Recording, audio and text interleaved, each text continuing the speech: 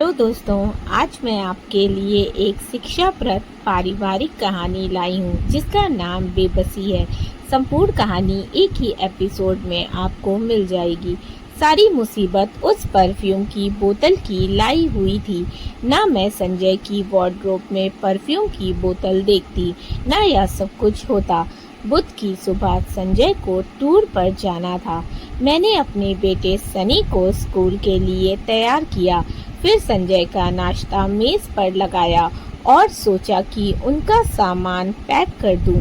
वो अभी तक बाथरूम में ही घुसे थे। संजय, जल्दी कीजिए, सनी को देर हो जाएगी। उन्हें आवाज देकर मैं वार्डरोब खोलकर उनके कपड़े निकालने लगी। रुमाल तलाश करते हुए कपड़ों के नीचे मुझे एक बॉक्स नजर आया।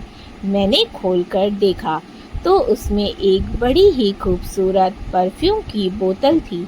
संजय मेरे लिए इतना महंगा परफ्यूम लाए हैं। मुझे उन पर बेतहाशा प्यार आया। मैंने जल्दी से बोतल को उसी तरह बॉक्स में वापस डालकर रख दिया।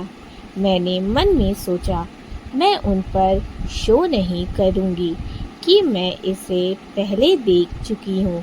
संजय की जॉब ही कुछ ऐसी थी कि वो एक हफ्ते में 2 दिन टूर पर रहते थे। शादी के शुरू के सालों में तो मैं अक्सर उनके साथ जाती थी, फिर बच्चों की वजह से जाना कम कर दिया। संजय और सनी के स्कूल के बाद मैंने अपनी बेटी परी, जो अभी बस 1.5 साल की ही थी, उसे वॉकर में बिठाया और बिना किसी वजह के संजय की वार्डरोब खोलकर खड़ी हो गई। परफ्यूम की बोतल वहां पर मौजूद नहीं थी। मुझे लगा शायद कहीं छुपा कर गए होंगे। टूर से वापसी पर मुझे सरप्राइज देना चाहते होंगे। वार्डरोब बंद करके मैं परी को खाना खिलाने लगी। खिलाने के बाद उसका मुंह साफ किया और उसके हाथ में खिलौना पकड़ाकर मैंने फिर अलमारी खोल ली। जिंदगी में पहली बार मैंने संजय के कपड़ों की तलाशी ले डाली। आखिर हैंगर पर उनकी एक ब्लू शर्ट टंगी थी, जो मैंने उनको हमारी पहली एनिवर्सरी पर गिफ्ट की थी। उसके नीचे एक बादामी रंग का कुर्ता रखा हुआ था, जो मेरे नज़र में पहली बार आया था। आमतौर पर मैं और संजय हम इकट्ठे ही शॉपिंग करते थे और जो कुछ भी खरीदते, दोनों की पसंद शामिल होती। संजय इस तरह के रंग के कपड़े नहीं खरीदते थे। उन्हें ये कलर बिल्कुल खास पसंद नहीं था। फिर ये कहाँ से आई? मैंने वो कुर्ता उठाया। उसके कंधे पर लिपस्टिक का दाग लगा हुआ था और जेब में एक लेटर था। मैंने कांपते हाथों से उस लेटर को निकालकर पढ़ा। मेरे प्यारे संजय, मैं तुम्हें बहुत याद करती हूँ। तुम्हारी जान, तुम्हारी श्वेता। मैं एक लम्हे के लिए चकरा गई। मुझे अपनी आंखों पर भरोसा नहीं हो रहा था। मैंने खुद को संभाला और लेटर को एक बार फिर से पढ़ा। इसका मतलब है उनका किसी से अफेयर चल रहा है। ये ख्याल आते ही मेरा दिल जैसे किसी ने मुट्ठी में जकड़ लिया हो। ये कैसे हो सकता है? ये तो नामुमकिन है। ये नहीं हो सकता। मैंने हाथ में लिया हुआ कुर्ता दोबारा से हैंगर में लटका दिया। मेरी आंखों से लगातार आंसू बह रहे थे।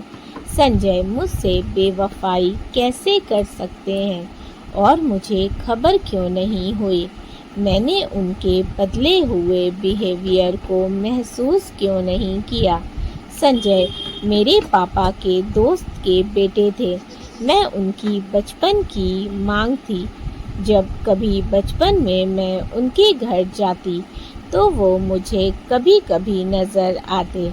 लंबा चौड़ा कद, तीखे नैन नक्श, गोरा रंग, बड़ी दिलकश पर्सनालिटी के मालिक थे वो। हमारी शादी को 5 साल होने को आ गए थे।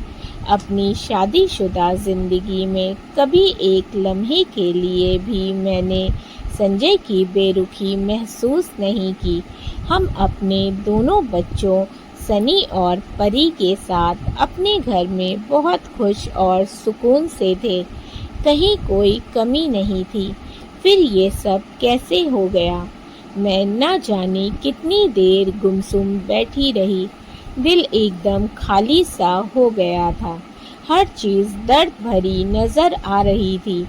डोरबेल बजी तो मैं अपने होश में आई। परी बेचारी तो वॉकर में ही सो गई थी। दरवाजे तक जाना मुश्किल लग रहा था। जिस्म से जैसे जान ही निकल गई थी। आपकी तबीयत तो ठीक है ना दीदी? काम करने वाली चंपा ने हमदर्दी से पूछा। चक्कर आ रहे हैं। मैंने अपनी हालत पर काबू पाने की कोशिश की। दीदी आप आराम करिए। आपकी तबीयत काफ़ी खराब लग रही है और चेहरे का रंग तो बिल्कुल हल्दी जैसा पीला हो रहा है। चंपा परेशानी से बोली। मैंने परी को उठाया और बेड पर लेट गई। सर दर्द से फटा जा रहा था। चंपा ने कंबल मेरे ऊपर डाल दिया। चंपा जो दिल चाहे पका लेना। साहब तो आज टूर पर हैं। सनी स्कूल से आ जाए तो मुझे उठा देना। चंपा दीदी आपके लिए चाय बना लाऊं? कामना नहीं, रहने दो। बस जाते हुए दरवाज़ा बंद कर देना। मैंने कंबल को मुंह तक खींच लिया और आंसुओं को बहने दिया। दिन भर रोने से दिल तो कुछ हल्का हो गया था, लेकिन अंदर अभी भी आग भड़क रही थी। सारी रात मैं अंगारों पर तपती रही। उल्टी सीधी सोचों ने मेरा घेराव किए रखा। अगर मैंने उनसे पूछताछ की तो पता नहीं उनका रिएक्शन क्या हो, और अगर गुस्से में आकर उन्होंने मुझे छोड़ने या तलाक देने की धमकी दी तो मैं क्या करूँगी? संजय और बच्चे ही तो मेरी पूरी दुनिया है। उनके बगैर मैं कैसे जी पाऊँगी? मेरे बच्चों के सर से उनके पिता का साया उठ जाएगा। लेकिन अगर मैं चुप रही तो शायद बात और आगे बढ़ जाए और संजय कभी मेरे और बच्चों के पास वापस लौट कर न आए। हे भगवान, मैं क्या करूं? किससे मदद मांगूं? घर वालों तक अभी मैं यह बात पहुंचाना नहीं चाहती थी, क्योंकि मैं एक ऐसे बैकग्राउंड से आती थी जहां शादी के बाद एक औरत के लिए पति का घर और पति ही सब कुछ होता है, फिर चाहे वो वहाँ सुख से रहे या दुख से। ये उसका भाग्य माना जाता है। और मैं अभी संजय पर कोई इल्ज़ाम भी नहीं लगाना चाहती थी, क्योंकि पहले मुझे पूरी सच्चाई मालूम करनी थी। इस अंधेरे में मुझे मैथिली और मयंक भाई का ख्याल आया। मयंक संजय के बचपन के दोस्त थे। मयंक भाई संजय के लिए सगे भाई जैसे थे। सुबह सनी को स्कूल भेजकर मैंने सबसे पहले मैथिली को फ़ोन पर सारी बात बताई। उसे भी यकीन नहीं आ रहा था। कामना, मेरी बात सुनो। तुम परेशान मत हो सकता है तुम्हें कोई गलत फहमी हुई हो। संजय भाई ऐसे नहीं है। सिर्फ एक कुर्ते पर तो उन्हें धोखेबाज नहीं ठहराया जा सकता। तुम रुको, मैं अभी मयंक को फ़ोन करती हूँ। उसके तसल्ली देने से मुझे और रोना आ गया। अरे पागल हो गई हो, रोना बंद करो। कामना, तुम सिर्फ मेरे लिए दोस्त ही नहीं बल्कि मेरी बहन की तरह हो। मैं कुछ ना बोल सकी। मैथिली, अच्छा तुम फ़ोन रखो, मैं आ रही हूँ। आधे घंटे बाद मैथिली और मयंक भाई दोनों ही आ गए। भाभी, मेरी हिम्मत नहीं हो रही थी कि मैं ये खबर आप तक पहुंचाता। मुझे लगा था शायद वो यूं ही दिल लगी कर रहा है। कामना, मयंक भाई आप क्या कहना चाहते हैं? मयंक, भाभी ये हकीकत है कि पिछले कुछ महीनों से संजय एक श्वेता नाम की लड़की के चुंगल में फंसा हुआ है। ये सुनकर मुझे ऐसा लगा जैसे अभी अभी पूरी छत मेरे ऊपर गिर पड़ी हो। मेरा सर चकराने लगा, मेरे कदम लड़खड़ा गए। मैथिली, कामना संभालो खुद को। मयंक, भाभी प्लीज संभालिए खुद को और मुझे माफ कर दीजिए। मुझे नहीं पता था कि बात इतनी बढ़ जाएगी। आप भगवान पर भरोसा रखिए, सब ठीक हो जाएगा। अब तो किसी शक की गुंजाइश नहीं रह गई थी। मैंने 2 रातें तपते हुए अंगारों पर गुजारी। मेरे लिए यह ख्याल ही जानलेवा था कि संजय मुझे धोखा दे रहे हैं। उनकी वो सारी प्यार भरी बातें, वो सारे बोल जो हमारी मोहब्बतों के गवाह थे, सब एक छल था, एक दिखावा था। अगले दिन की रात वो लौट आए। मैं किचन में खाना बना रही थी। अरे भाई, कहाँ हो? जल्दी से अपनी सूरत दिखाओ। यह 2 दिन जाने कैसे तुम्हारे बगैर कटे हैं मेरे। वो सीधे किचन में आए। उनकी आवाज़ सुनकर मेरे हाथ से चमचा छूटकर नीचे जा गिरा। वो मुझे गले लगाने को आगे बढ़े तो मैं जल्दी से चमचा उठाने के लिए झुक गई। उनके हाथ हवा में ही फैले रह गए। सनी हंसने लगा तो वो भी मुस्कुरा दिए। वो बेड पर लेटे और अपने काम के बोझ की छुटी कहानियाँ सुना रहे थे, जबकि मुझे मालूम हो चुका था कि वह अपनी महबूबा के साथ 2 रातें गुजार कर आए हैं। मेरा दिल तड़प रहा था और दिमाग में अंगारे दहक रहे थे। जी तो चाह रहा था कि अभी उनसे चिल्ला चिल्ला कर पूछूं कि आखिर उन्होंने मुझे इतना बड़ा धोखा क्यों दिया। दर्द की वजह से मेरे दिमाग की नसें फटी जा रही थी। अगर मैथिली की नसीहतें मुझे याद न होती तो शायद मैं सचमुच कुछ कर बैठती। थोड़ी देर के बाद संजय सो चुके थे, लेकिन मेरी आंखों से नींद कोसों दूर थी। आंखों से आंसू बह रहे थे। काश मैं किसी ऐसी जगह छुप सकती जहां मुझे इनका ये झूठा और मक्कार चेहरा न देखना पड़ता। जाने क्यों मुझे आज संजय से नफरत सी महसूस हो रही थी। सुबह वह हमेशा की तरह खुद में मस्त और इतने लापरवाह रहे कि उन्हें मेरी बदली हुई सूरत भी नजर नहीं आई।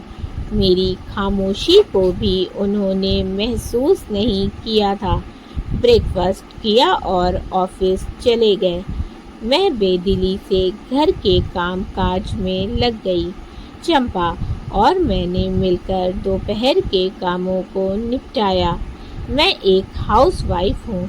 अपने पति और बच्चों के लिए अपने हाथों से करके मुझे खुशी मिलती है, लेकिन आज मेरा किसी काम में दिल नहीं लग रहा था। हर चीज़ से नफरत सी महसूस हो रही थी। लंच टाइम में मैथिली आ गई। मैं उसके गले लगकर फूट फूट कर रोई।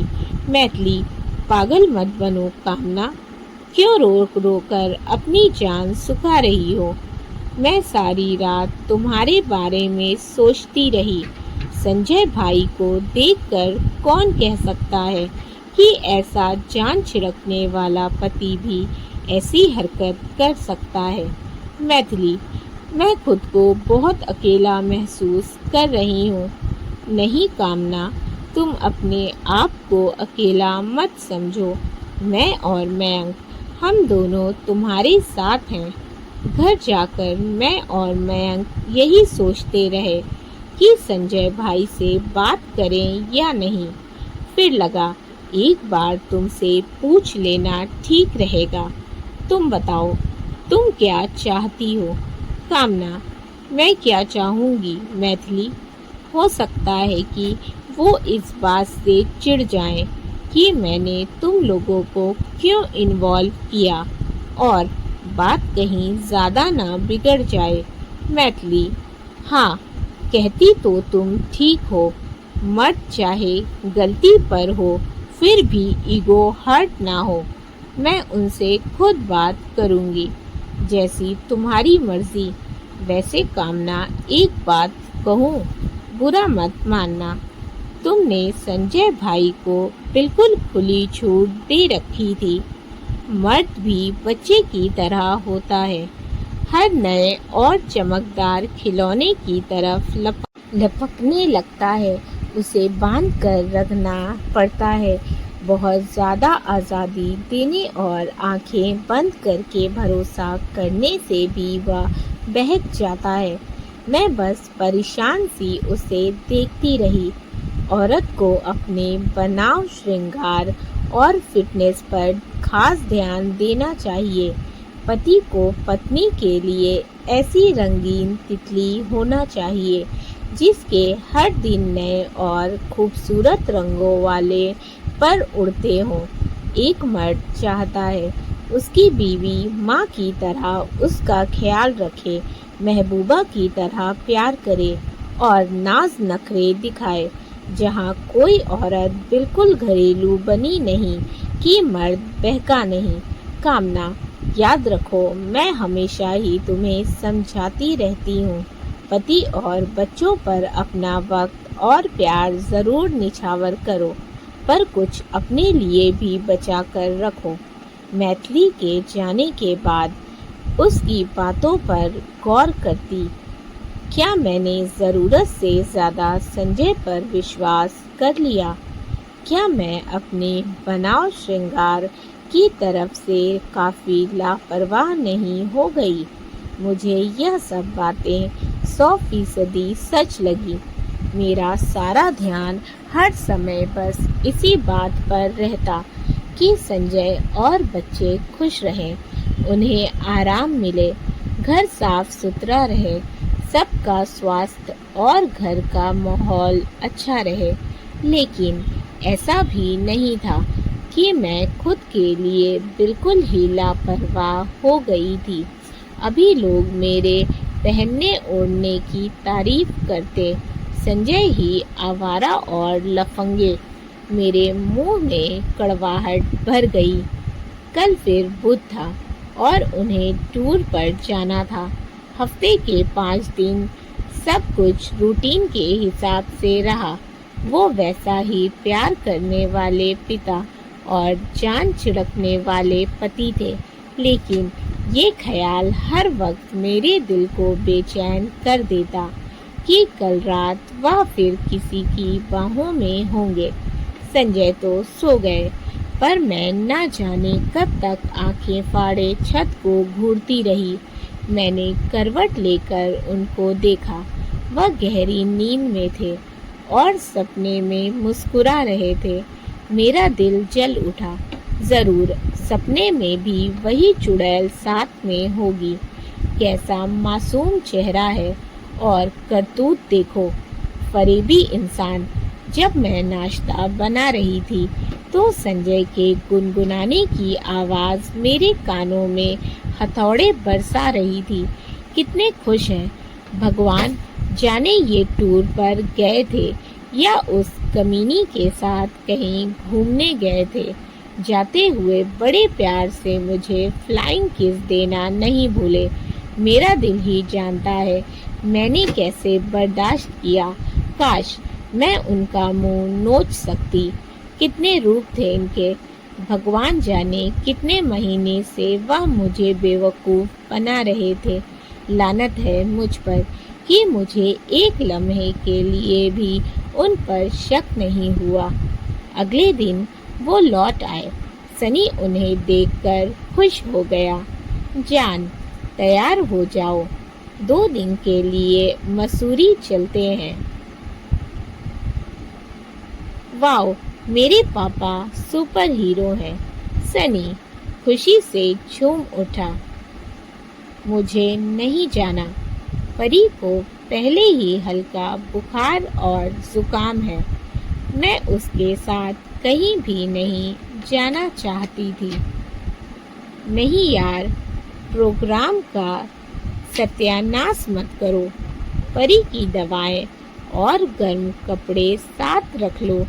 कितने समय हो गया तुम मेरे साथ कहीं घूमने नहीं गई हो। मैं सोचने लगी, कितने झूठे हैं ये।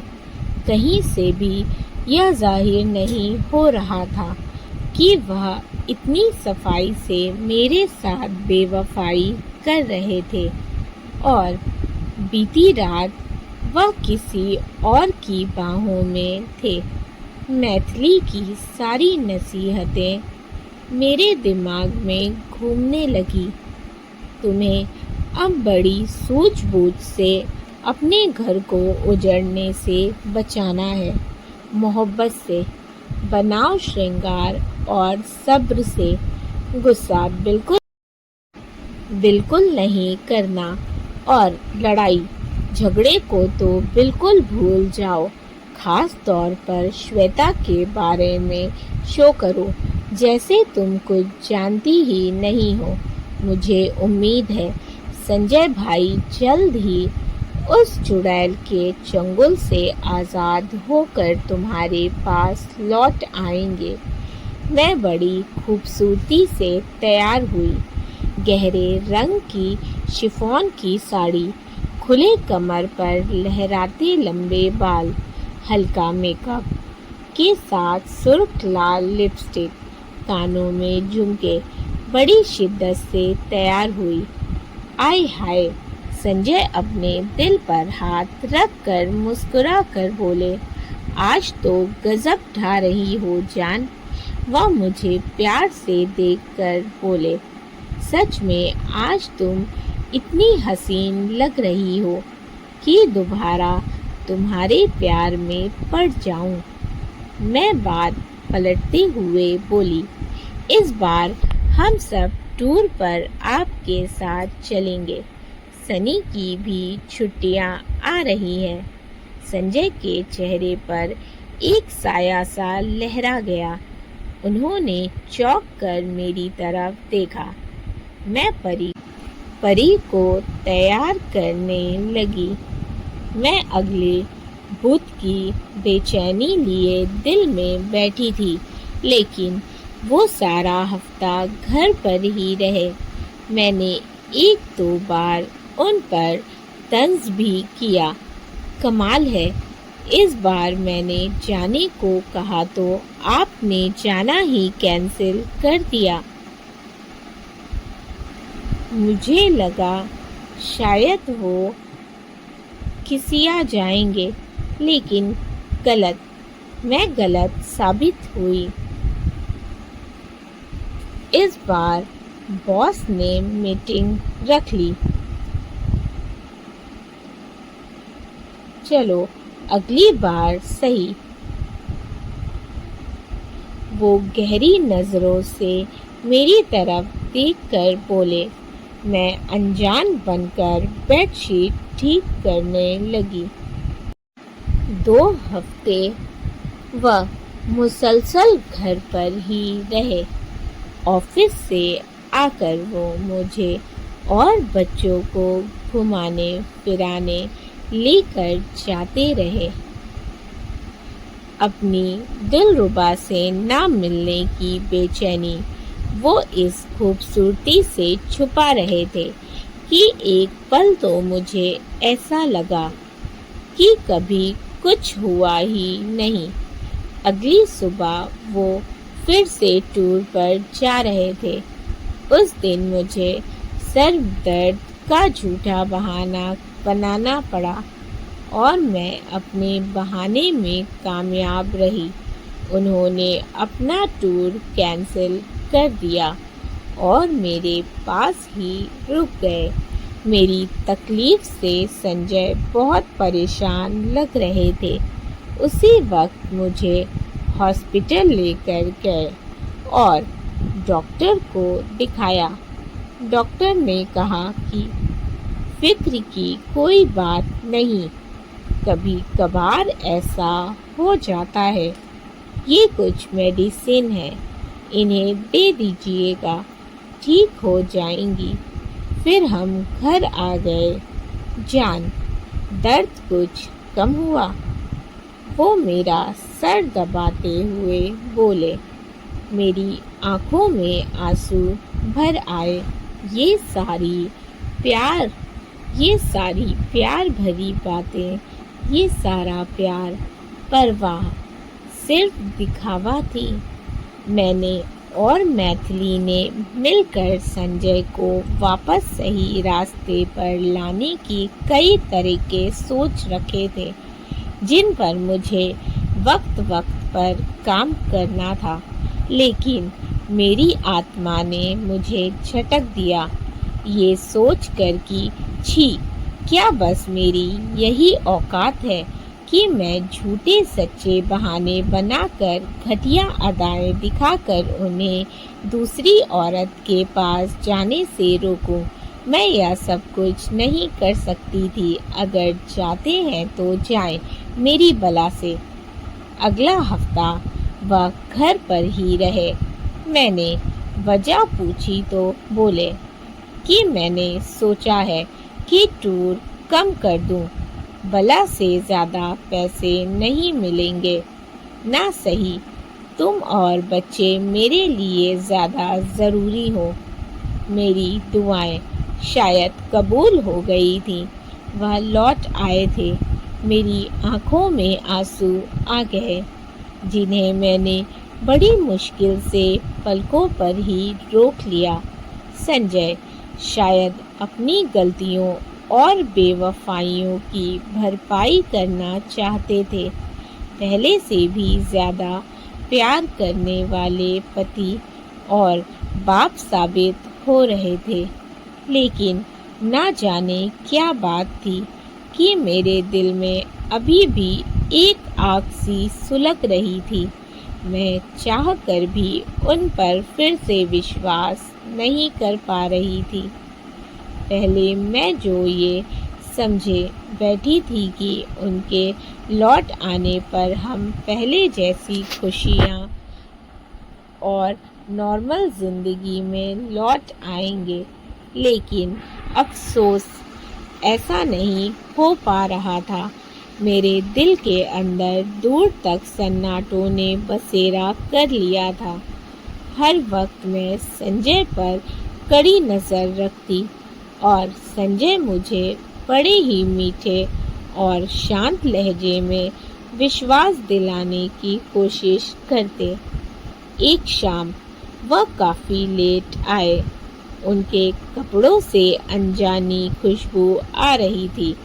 उस रात मैं देर तक जागती रही और सोच सोच कर जलती कुड़ती रही कि ज़रूर वो उस चुड़ैल से मिलकर आए होंगे।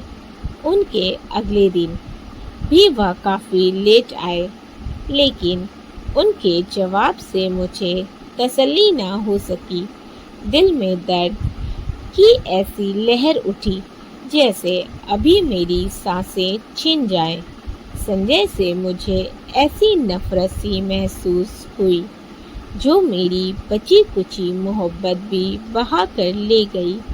वो कपड़े बदलने के बाद बच्चों के साथ खेलने लगे।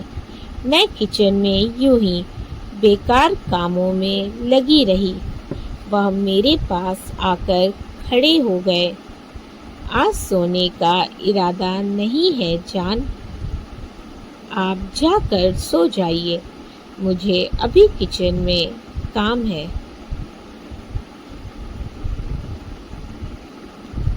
वो कुछ देर यूं ही मेरी तरफ देखते रहे, फिर चले गए। मैं हॉल में पड़े सोफे पर ही लेट गई। कमरे में जाने का सोचकर ही मुझे घिन आ रही थी। रात का जाने कौन सा पहर था, मुझे नहीं पता। वह मेरे सिराने खड़े होकर मुझे पुकार रहे थे, कामना। मैंने कोई हलचल नहीं की, बस यूं ही चुपचाप पड़ी रही।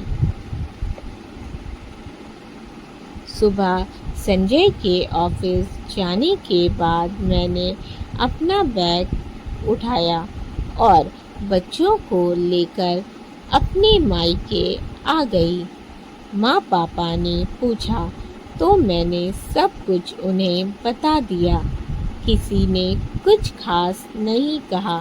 शायद उनको लगा कि 1-2 महीने के बाद मेरा गुस्सा उतर जाएगा और सब कुछ नॉर्मल हो जाएगा।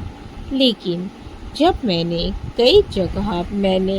कई जगहों पर जॉब के लिए अप्लाई करना शुरू कर दिया तो सबको बात की संजीदगी का एहसास हुआ।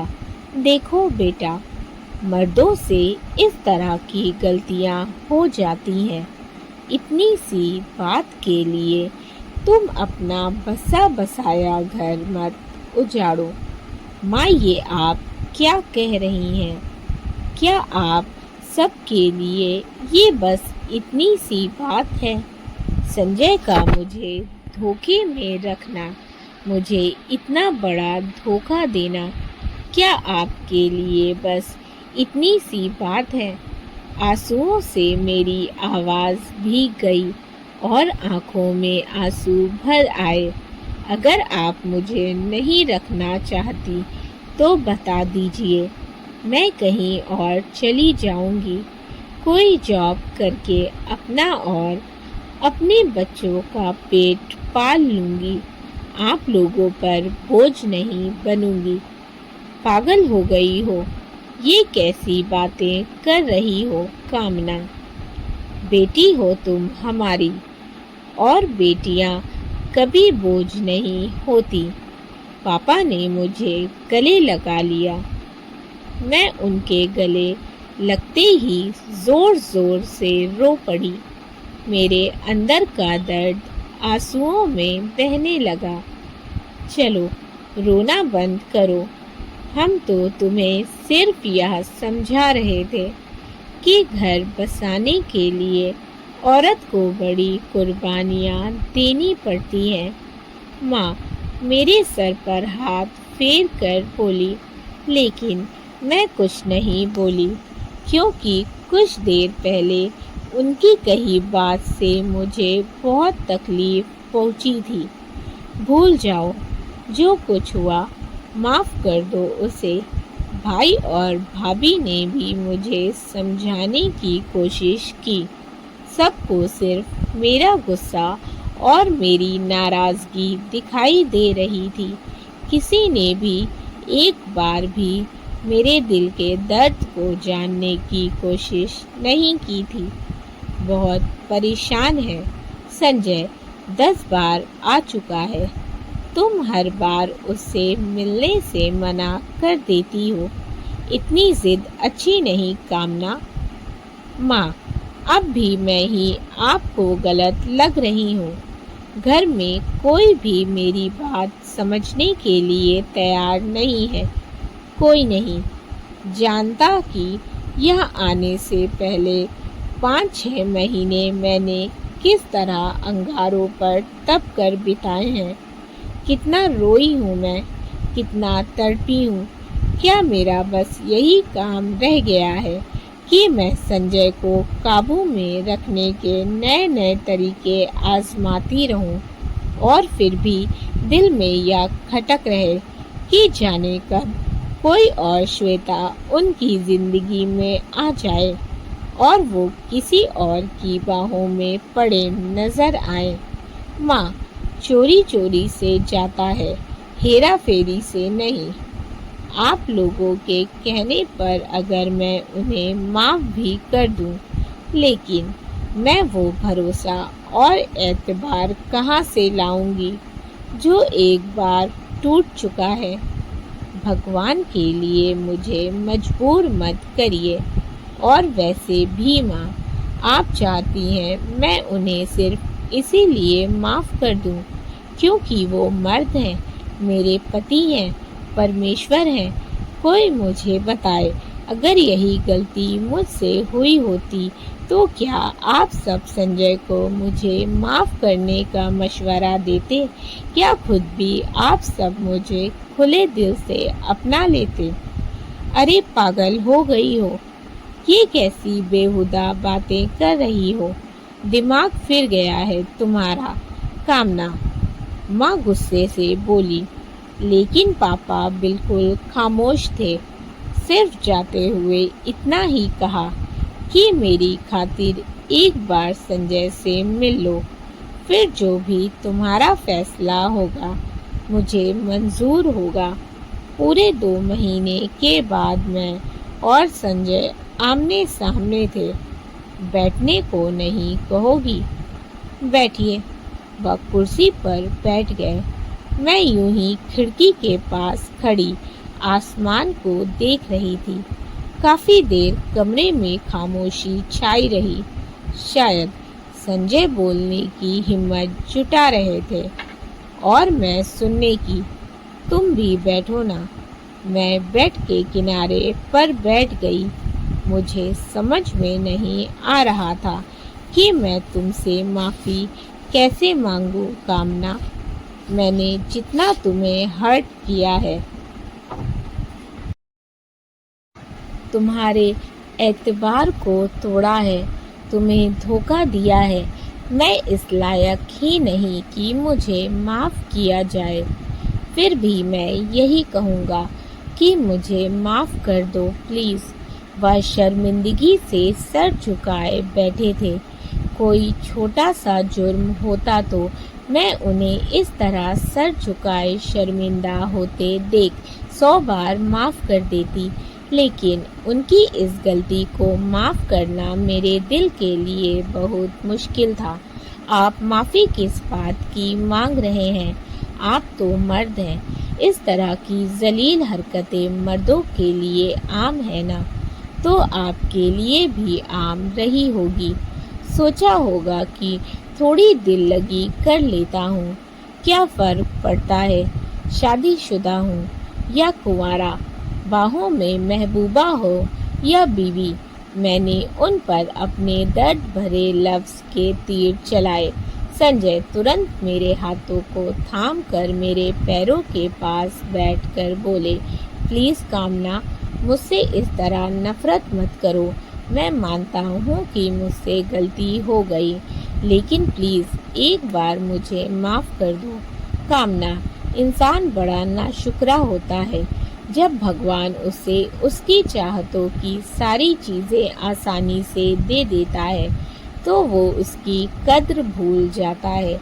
मेरे साथ भी कुछ ऐसा ही हुआ। आँख खोली तो तुम मेरी थी। शादी के बाद भगवान ने फूल से बच्चे दिए, दौलत, शोहरत, इज्जत सब मिला। जिंदगी में किसी चीज़ की कमी नहीं थी। बस यूं ही लगा कि जिंदगी में कोई थ्रिल, कोई एक्साइटमेंट होनी चाहिए। मेरी बदकिस्मती थी कि एक दिन एक पार्टी में श्वेता मिल गई। वह काफ़ी आज़ाद ख्यालों वाली लड़की थी। पता नहीं क्यों, कैसे वह सब हो गया।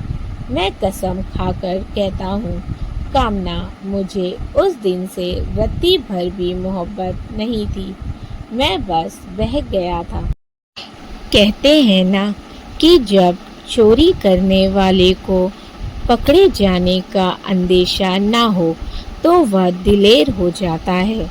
तुम इतनी साफ और नेक दिल की थी कि तुमने कभी मुझ पर शक नहीं किया, ना देर सवेर आने पर टोका। जो मैंने कहा सच मान लिया। जिस दिन मैंने उस कुर्ते में से वो लेटर गायब पाया, उसी दिन मैं समझ गया था कि तुम श्वेता के बारे में जान गई हो। यकीन करो, मैंने उसी दिन उसी घड़ी उससे नाता तोड़ लिया। उसके बाद मैंने उसकी शक्ल तक नहीं देखी। मैं सोचता रहा कि तुम पूछोगी तो मैं तुम्हें सच बता दूंगा, तुमसे माफ़ी मांग लूँगा। एक दो बार मैंने खुद से बताने की कोशिश की, मगर हिम्मत नहीं जुटा पाया। इस गलत फहमी में रहा कि सब कुछ जानकर भी तुम मुझे माफ़ कर दोगी, बल्कि माफ़ कर चुकी हो। मैं जानता हूँ कि तुम किस हालात से गुजरी हो। तुम मुझे जितना भी भला बुरा कहो वो कम है। भले तुम मेरी किसी बात का यकीन मत करो, लेकिन एक बात का यकीन ज़रूर कर लेना, मैंने ज़िंदगी में तुम्हारे अलावा किसी और को कभी नहीं चाहा। कामना, तुम ही मेरी मोहब्बत हो, मेरी ज़िंदगी हो। मैं तुम्हारे और बच्चों के बगैर नहीं रह सकता। मैं तुमसे सच्चे दिल से माफ़ी मांगता हूँ। बच्चों की खातिर मुझे खुद से दूर मत करो। नहीं रह पाऊँगा तुम लोगों के बिना। आपने जो कुछ कहा सही कहा, लेकिन मुझे बताइए मैं क्या करूं? कैसे समझाऊं अपने दिल को? कैसे वो प्यार, वो भरोसा वापस लाऊं जो एक बार टूट चुका है? आंसुओं से मेरा चेहरा भीग चुका था। मत रो कामना, प्लीज़। मैं जानता हूँ कि मैं तुम्हारा गुनहगार हूँ। मैंने तुम्हें बहुत दुख दिए हैं। संजय, बताइए मुझे मेरा कसूर क्या था? यही ना कि मैंने आपसे मोहब्बत की, आप पर अंधा विश्वास किया। मैं अपने दिल से आपकी बेवफाई का ज़ख्म कैसे मिटाऊं? आज मेरे सामने आप यह कह रहे हैं कि आपको उस लड़की से मोहब्बत नहीं थी। भगवान जाने उसके कानों में आपने प्यार के कैसे कैसे मंत्र फूके होंगे। आप एक मर्द हो, इसलिए आपको कुछ भी करने के लिए आज़ादी है। ये समाज, ये दुनिया आप पर कोई उंगली नहीं उठाएगी। सारी पाबंदियाँ, सारी रोक टोक सिर्फ औरत के लिए है। एक शरीफ औरत चोरी छुपे भी प्यार करे, या तो मार डाली जाती है या उसे इतना मजबूर किया जाता है कि मरने के अलावा उसके पास कोई दूसरा रास्ता ना बचे। घर वाले, दुनिया वाले सब मिलकर उसकी ज़िंदगी हराम कर देते हैं। संजय चुपचाप बस मेरी बातें सुन रहे थे। कामना, मैं चाहता हूँ कि तुम मुझे माफ़ करो, लेकिन दिल से, किसी के दबाव में आकर नहीं। मैं अपने दिल में ये आस लिए जा रहा हूँ कि कभी तुम मुझे माफ़ कर दोगी और मुझे तुम्हारा प्यार और भरोसा जीतने का एक मौका दोगी। मैं सारी ज़िंदगी तुम्हारा इंतज़ार करूँगा। बंद दरवाजे के बाहर उनके जाते कदमों की आवाज़ मेरे दिल को चीर रही थी। उस दिन के बाद से घर में बिल्कुल खामोशी सी छा गई थी। एक महीना और बीत गया। मुझे मायके आए हुए, मुझे वहाँ से आए हुए 3 महीने हो चुके थे। घर से सनी का स्कूल थोड़ा दूर पड़ता था, जिससे उसे स्कूल ड्रॉप करने में थोड़ी दिक्कत होती थी। शुरू में कभी भैया छोड़ देते तो कभी पापा, और गाड़ी खाली होती तो मैं उसे ड्रॉप कर देती। लेकिन धीरे धीरे मैंने महसूस किया कि सनी को स्कूल छोड़ना और लाना अब सब पर भारी पड़ रहा था। मैंने रिक्शा लगवा दिया। जॉब की तलाश जारी थी। मेरे पास जो पैसे थे वह अब धीरे धीरे खत्म हो रहे थे। फिर मेरा एक जगह से इंटरव्यू लेटर आ गया। माँ, आज आप परी को अपने पास रख लेंगी। मैं आज इंटरव्यू के लिए जा रही हूँ। कामना, तुम्हें तो पता है मेरे पैरों में दर्द रहता है। मैं ज़्यादा देर बच्चा नहीं उठा सकती। बहू अपने बच्चों में बिजी रहती है। रह गई काम वाली, तो वो यहाँ काम करने आती है। वो परी को कैसे संभालेगी? मुझे माँ से ऐसे जवाब की उम्मीद बिल्कुल नहीं थी। मुझे बहुत दुख हुआ। सारा दिन पोते पोतियों को उठाते तो आपके कंधे नहीं दर्द करते। आंसुओं ने मेरे गले में फंदा लगा दिया। पहले भी मैंने इसी वजह से इतनी अच्छी नौकरी नहीं की। आप लोग पूरा दिन परी को नहीं संभाल सकते। अब अगर भगवान की कृपा से मुझे ऐसी नौकरी मिल रही है जहां मैं अपने बच्ची को साथ ले जाया करूंगी, तो आप एक दिन के लिए भी उसे साथ नहीं रख सकती। ठीक है, मुझे पता चल गया है। आप लोग मुझसे तंग आ गए हैं। कामना, तुम कितनी बकवास करने लगी हो। मैंने एक बात की और तुमने उस पर मुझे 100 बातें बोल दी। जो मर्जी आए करो। तुम जब खुद गर्ज हो ही चुकी हो तो हम तुम्हें क्या कह सकते हैं? माँ तंज भरे लहजे में बोली। मेरा दिल भर आया।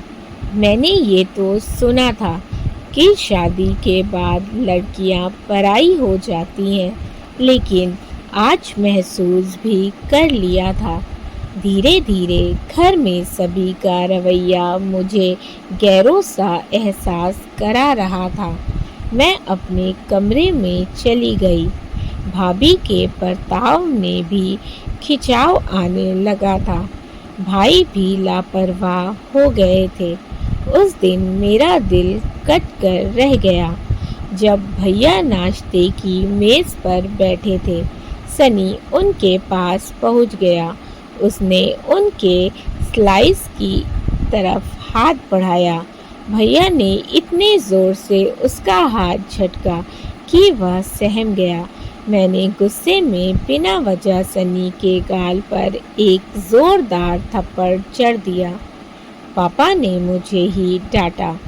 कामना, ये क्या हरकत है? बगैर गलती के कोई बच्चे को इस तरह मारता है? भला इसी तरह छोटे छोटे झगड़े रोज ही होने लगे थे। भाई और उनके बच्चे कहीं जा रहे होते तो सनी को झूठे मुंह भी ना पूछते। एक दिन सनी जिद करने लगा। मामा बच्चों को झूले पर ले जा रहे थे। मैं भी जाऊंगा। बेटा, मामी के बहन के बच्चे आए हुए हैं। उनकी गाड़ी में जगह नहीं। वह तुम्हें फिर किसी रोज ले जाएंगे। मैंने उसे समझाने की कोशिश की। भैया ने भाभी से कहा, रिद्धि चलो सनी को भी ले चलते हैं। आगे ही जगह नहीं है। फिर वहां जाकर बदतमीजी करेगा तो हमें ही शर्म आएगी। पता नहीं आपकी बहन ने बच्चों को कैसे संस्कार दिए हैं। मैं गुस्से से सनी को घसीटते हुए कमरे में ले आई। घर छोड़कर हमारे सीने पर मूंग दलने आ बैठी है। और तेवर देखो इनके। भाभी के शब्द गर्म लोहे की तरह मेरे दिल को छू रहे थे। कमरे में बंद होकर मैं देर तक रोती रही। उसको मारने का मुझे बेहद दुख हुआ। संजय और मैंने आज तक कभी अपने बच्चों पर हाथ नहीं उठाया था। मैं तो फिर भी डांट लेती थी। संजय की तो जान बसती थी बच्चों में। सनी जो मांगता संजय उसे दिला देते। आज मेरे बच्चे हर चीज़ को तरस रहे हैं। दुख से मेरा दिल तड़प रहा था। मम्मा, हम अपने घर कब जाएंगे पापा के पास? सनी मासूमियत से मुझसे पूछ रहा था। मुझे यहाँ नहीं रहना। मामी गंदी है, मामा भी गंदे हैं, सब मुझे डांटते हैं। मत रो मेरी जान, मुझे माफ़ कर दो, मैंने तुम्हें बिना वजह मारा। सनी रोते हुए सिसकियाँ ले रहा था। घर का माहौल अजीब हो रहा था। भाभी तो अब खुल्लम खुल्ला मुझ पर ताने मारती, मुझे इल्ज़ाम देती। कभी कभी तो मेरा दिल करता कि जहर खा लूं। न्यूज़पेपर में कई बार खबरें पढ़ती थी कि माँ बच्चों को लेकर नदी में कूद गई। माँ ने बच्चों समेत जहर खा लिया। मैं सोचती वो भी मेरी तरह मजबूर होती होंगी। दिन रात की सोचों ने मुझे बीमार कर डाला। धीरे धीरे मैं खुद को कमज़ोर सा महसूस करने लगी थी। एक दिन तो हद हो गई जब भाभी की माँ घर आई हुई थी और मुझे देखकर धीरे से भाभी से बोली, रिद्धि, ये तुम्हारी नंद कब तक पड़ी रहेगी यहाँ? अपने सास ससुर से कहो कुछ बंदोबस्त करे इसका। भाई, तुम्हारा पति हराम की थोड़ी कमाता है जो अपने परिवार के साथ अपनी छोड़ी हुई बहन और उसके बच्चों का भी खर्चा उठाए। उसकी बातें सुनकर मेरे सब्र का बांध टूट चुका था। माँ पापा घर पर नहीं थे, भैया भी ऑफिस गए हुए थे। मैंने अपना और बच्चों के बैग पैक किया और बिना कुछ बोले चुपचाप वहाँ से निकल गई। मेरे पास आखिरी कुछ पैसे बचे थे। मैंने रिक्शा किया और मैथिली और मयंक भाई के घर गई। लेकिन मेरे लिए आफत तब हो गई जब मुझे वहाँ ताला लटका नज़र आया। मैंने आस पड़ोस में पूछा तो पता चला कि मैथिली के भाई का एक्सीडेंट हो गया है, इसीलिए आज सुबह ही वो लोग जल्दी में लखनऊ के लिए निकल गए हैं और कुछ दिन बाद ही आएंगे। मैं बच्चों को लेकर पैदल ही कुछ दूर आई और एक पेड़ के नीचे बने चौक पर बैठ गई। सनी भी चल चल कर काफ़ी थक चुका था। मेरी आंखों में आंसू आ गए। मुझे कुछ समझ नहीं आ रहा था कि अब कहाँ जाऊँ। अपने पति और माँ बाप का घर तो मैं छोड़ चुकी थी, अब तीसरा सहारा मुझे कहाँ मिलता। मुझे खुद नहीं पता था। बचे हुए आखिरी कुछ पैसे भी खत्म हो चुके थे। अब अंधेरा होने को आ चुका था। परी भी भूख से रो रही थी। मुझे खुद बहुत थकान और कमज़ोरी महसूस हो रही थी। मैंने सुबह से कुछ नहीं खाया था। सनी ने मुझसे पानी मांगा। मैंने परी को उसे थमाया और वहीं बैठने का बोलकर कुछ दूर पर आई ताकि कोई दुकान दिखे तो मैं पानी ले सकूं। लेकिन बार बार मेरी आंखों के सामने अंधेरा छा रहा था और अचानक मेरी आंखों के सामने पूरा अंधेरा हो गया और मैं किसी बड़ी सी चीज़ से ज़ोर से टकरा कर गिर पड़ी।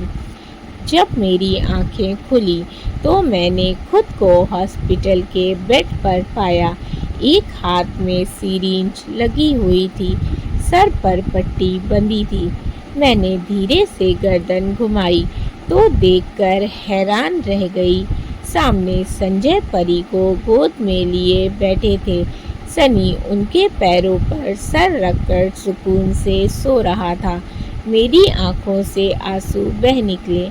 उनकी नज़र जैसे ही मुझ पर पड़ी, वो आहिस्ता से सनी को सोफे पर लेटाकर परी को लिए मेरे पास आए।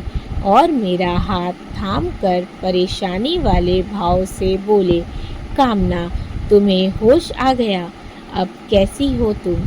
मैं उठने लगी तो उन्होंने मुझे रोक दिया। प्लीज़ लेटी रहो, तुम्हें बहुत चोटें आई हैं। रुको, मैं डॉक्टर को बुला कर लाता हूँ। तुम उठना नहीं। कुछ देर में डॉक्टर मुझे चेक करके बोले, अब ये थोड़ी ठीक है। आप चाहें तो कल सुबह इन्हें घर ले जा सकते हैं। बस ध्यान रहे कि अभी जख्म ताज़े हैं, तो ये बस आराम करें।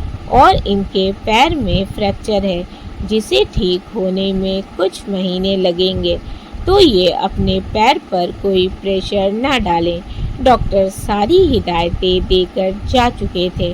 संजय मेरे लिए दलिया लेकर आए और मेरे पास बैठकर बोले, चलो इसको ख़त्म करो, फिर तुम्हें मेडिसिन भी लेनी है। मैं बिना उनकी तरफ देखे बोली, मुझे नहीं खानी। मुझे बताएं मैं यहाँ कैसे आई। अगर तुम्हें जानना है कि तुम यहाँ कैसे आई, तो पहले इसे ख़त्म करो, फिर बताऊँगा। वो मुस्कुराकर मेरी तरफ दलिया का एक चम्मच बढ़ाते हुए बोले।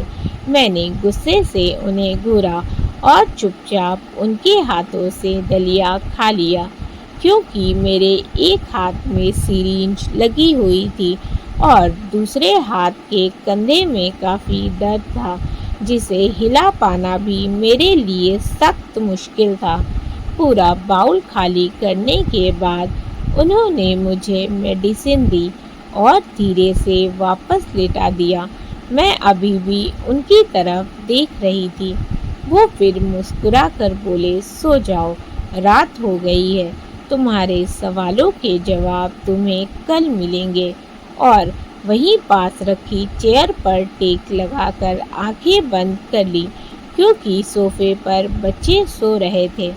अगली सुबह मेरे जीवन में एक नए सवेरे की तरह थी। संजय मुझे डिस्चार्ज कराकर हॉस्पिटल से बाहर लेकर आए और आराम से गाड़ी में बैठाया। सनी घर जाने के लिए बहुत खुश था। परी भी आज रो नहीं रही थी। उनकी खुशी देखकर मुझे एहसास हुआ कि मैंने अपने गुस्से और दर्द के चलते अपने बच्चों से उनकी खुशी दूर कर दी थी। आज अपने पिता के पास वापस आकर मेरे बच्चे कितने खुश हैं, जैसे उन्हें सारे जहां की खुशियां मिल गई हों। मेरे दिल ने संजय को माफ़ कर दिया था। कुछ देर में हम घर पहुंच गए। संजय ने मुझे दरवाजे पर टेक लगाकर खड़ा किया और खुद अंदर गए। वो हाथों में पूजा की थाल लाए और मेरी आरती करके मेरे माथे पर तिलक लगाया। मुझे आज फिर से वही एहसास हुआ जब मैं पहली बार संजय की दुल्हन बनकर इस घर में आई थी। उन पलों को याद करके मेरे होठों पर मुस्कान आ गई।